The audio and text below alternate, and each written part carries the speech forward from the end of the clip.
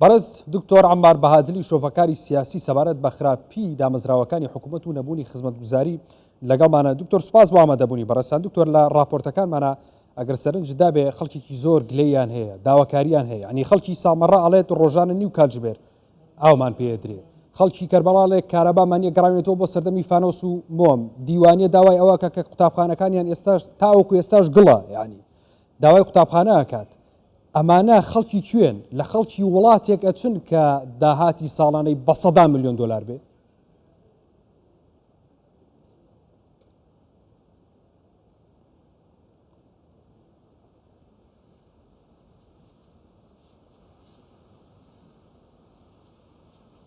نعم السؤال وياي. بلى دكتور لا راپۆرتەکان أنا تحية طيبة لك ولمشاهديك الكرام. السلام عليكم بینەرانی کوردستان سوار ڕاستەکەی بابەتی خزمەتگوزاریەکان ئەمڕۆ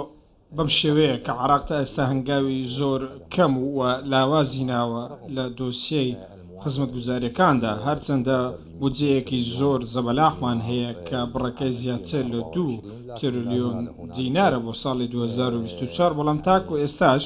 ئەو بودجە زەبەلاحەشی لەگەڵدا بێت. ئێمە پێویستمان بە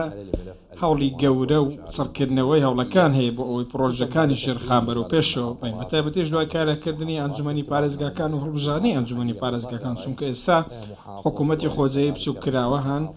سەرۆکی ئەنجومەنی پارێزگا، ئەندامانی ئەنجومەنی پارێزگا، پارێزگارت هەیە. بۆیە ئەم چەشنە پێشاتانە ئاوڵاتی پێویستی بەوەیە کە گۆڕانکاری ببینێت و هەموار ببینێت و گۆڕانکاری پێشچاو بکەوێت لە خزمەتگوزاریەکان لە ژێرخاندا، و لە هەمان کاتدا پێویستە خزمەتگوزاریەکان هەستیان پێ بکرێت چ لەسەر ئاستی بەنمونە کارەبا، ئاو، پرۆژەکانی ئاو ئاوەڕۆ، پرۆژە خزمەتگوزاریەکان و تەندروستی، کەرتی پەروەردە. بەڵام بەداخەوە تاکو ئێستا لاوازیەکی زۆر هەیە، هێواشێکی زۆر هەیە. بابەتەکە هەرچەندە ئاڵنگاری زۆرە، ڕەنگە لە هەمویان گەورەتر لایەنی بیرۆکراتی، کارگێڕی و ئەوەی تریش پەیوەندی بە سیاسەتەوە هەیە، چونکە زۆرێک لە پەرتەوازەی سیاسی لە نێو عێراقدا هەیە. ئەمەش ڕەنگی و کاریگەری لەسەر پێشکەشکردنی خزمەتگوزاریەکان کردووە. ڕەنگە ئەم کێشەیە بنەمای نەبوونی خزمەتگوزاری بێت. پێم وایە ئاڵنگاریەکانی ئەمڕۆ پێویستیان بەچاو پێداخشانەوە هەیە بۆ خزمەتگوزاریانی پێشکەش بە وڵاتی عێراقی خەڵکی عێراق داوا ئەکرێت کە کەرتی کارەبا بەم هاوینە، ینی وەرزێکی گەرمە، خەڵک پێویستی بە کارەبایە. ینی دوێنێ راپۆرتێکمانە بوو باسییانەوە کرد خەڵکی بەغدا کە ئەڵی لەناو ینی لە ناو فڕنە ئەژین لەبەرەوەی کارەبایان نییە، دەرەوە گەرمە، ژوورەوە بە هەمان شێوە. داواکرێت کارەبا بدرێتە کەرتی تایبەت. ئەمەش کستی حکوومەتە لە بەڕێوەبردننی کەرتی تایبەتە ببوورە لە بەڕێوەبردننی کەرتی کارەبادا کە داواکرێ کارەبا بدرێتە کەرتی تایبەت.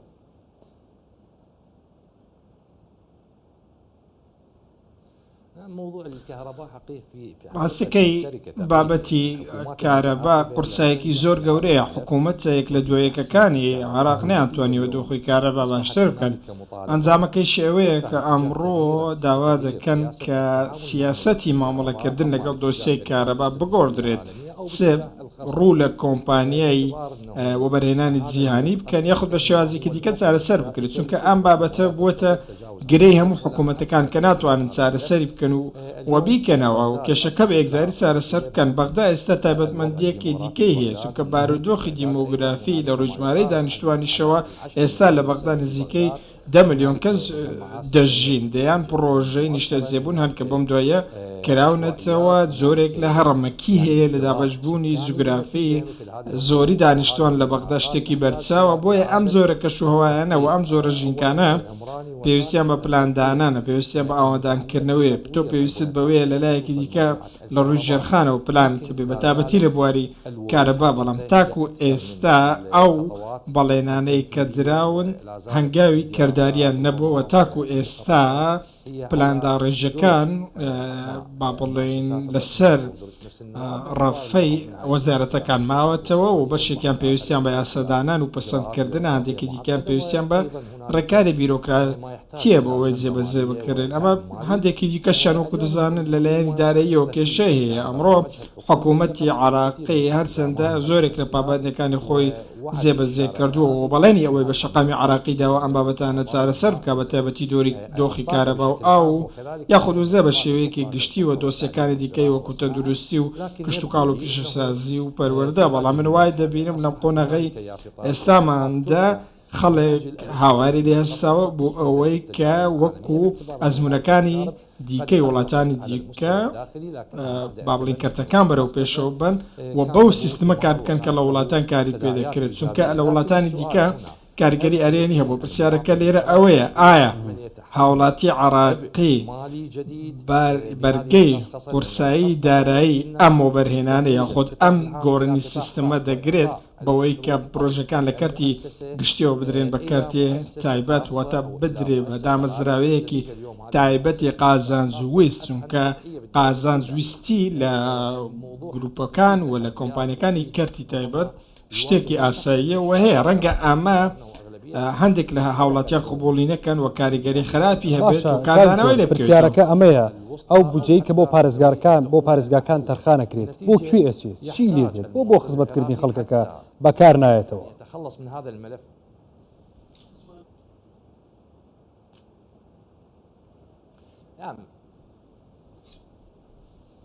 نعم هنالك طبعا اليوم يعني العراق كما هو معروف ئەمڕۆ عێراق وەکو دەزاندرێت کە وڵاتێکە لە سەرچاوەکانی داهاتی بە ڕێژەی نزیکەی سەدا 95 پشبەنەوە دەبەستێت داهاتەکانی دیکەش وەکو ئەوە وایە کە هەمە تشتیان تێدا نەبێت چونکە پیشەسازیمان نییە کشت و کاڵ نیمچە لە کارکەوتووە و تەواوی کارتەکانی دیکە نیمچە وەستاون تاکو ئێستا کەرتی تایبەت کەرتێکی لاوازە بەتەوەی کارانە کراوە دابشکردنی سەرچاوەکانی داهات بەسەر پارێزگاکاندا دەبێت بە زمانی ژمارە بێت پێویستە لەسەر دوو پێودانگ جێبەجێ بکرێت یەکەمیان زۆری ڕێژەی هەژاریە و ئەوەی تریش پەیوەندی بە ژمارەی دانیشتوانەوە هەیە پێودانگێکی دیکەشەیە کە پەیوەندی بەو پارێزگایەنەوە هەیە کە پارێزگای پیترۆدۆلارن و تاوانەی نەوت بەرامدەیە بەڵام پێم وایە کە ئێستا زۆرێک لە نادات پەروەری لە دابشکردنی شایستێدارایی پارێزگاکاندا هەیە بابەتەکە بە شێوەیەکی لێهاتووە کە پارێزگایەک پارەیەکی زیاتر لە یەکێکی دیکە بۆ تەرخان دەکرێت ئەمە دەرگایەکی تایبەتە لە بودجەدا پێی دەوترێت گەشە پێدانی پارێزگاکار بەڵام تاکو ئێستاش ئەم بابەتە پێویستی بە کاتی دیاریکراوە هەیە حکوومەتی ئەمڕۆ بەڕاستی عسای زادووی پێ نییە بۆ ئەوەی تەواوی بەڵێنەکان جێبەجێ بکات و پرۆگرامی حکومی بەزارێک جێبەجێ بکەن بۆ هەندێک شت پێویستمان بکاتە هەرچەندە دۆسەی کارەبە بە دیاریکراوی 20 ساڵی بەسەردا تێپەڕیوە بەڵام وای دەبینم کە ئاڵنگاریەکان لە بەڵێنەکان گەورەترن ئەنجامەکەیشی ئەوەیەک تەواوی جونگەکانی دەوڵەت دانیان بۆ داناوە و بە شێوەیەکی زۆر ڕوون و ئاشکرا لە زۆرێک دۆسیە شکستیان هێنەوە بە تایبەتی لە دۆسێ کارەبا چونکە کارەبا زیاتر پەیوەندی بە گەندەڵی کارگێڕی داراییەوە هەبوو کە نەیهێشتووە ئەم دۆسیە جێبەجێ بکرێت بۆ ئەوەی هەنگاوی کارە لەم دۆسیە بندرێت بەگەڕانەوەش بۆ وەڵامی پرسیارەکە بە دیاریکرا بە تایبەتی ئەوەی کە ئەم پارەیە بۆ کوێ دەسێت و ئەم پارەیە چۆن دابەش دەکرێتە ڕێگەی بودجە دەبێت ئەوە بزانن کە هەندێک پارێزگاهن وەکو سەماوە و دیوانیە و باغدا ئامانە قورساییەکی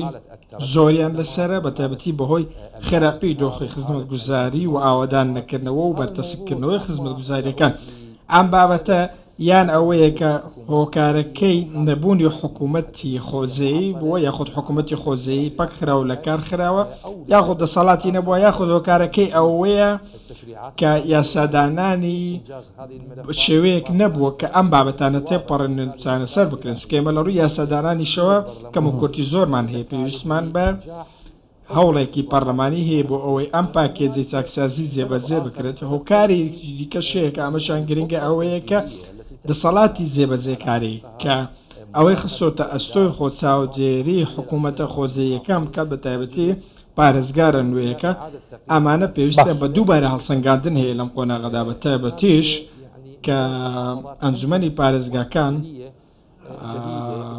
تازە دروستکراون بە شکل ئەنجومەنەکان پێویستە لەسەر ئەوە بوەستین کە لە دوای 6 مانگ چیان کردووە کارەکانیان سی بوو پێویستە کاغەزی هەڵسەنگاندن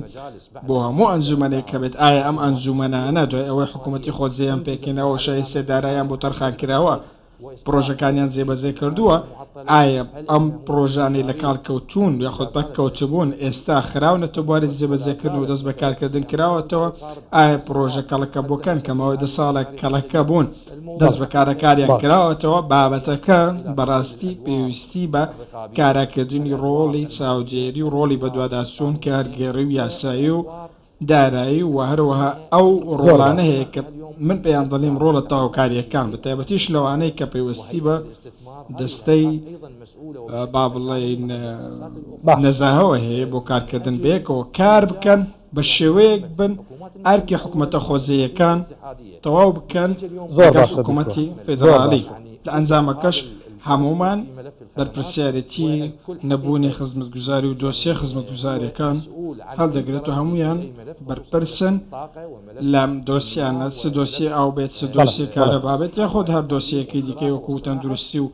کشت و کاڵ و پیشەسازی و زۆر باش پەروەردە بێت ئێمە پێویستمان بەوێ سوود لە ئەزمونە جیهانیەکان وەربگرین و بتوانین ئەو ئەزمونانە بگوازنی وڵاتی خۆمان بە تایبەتیش کە هەندێک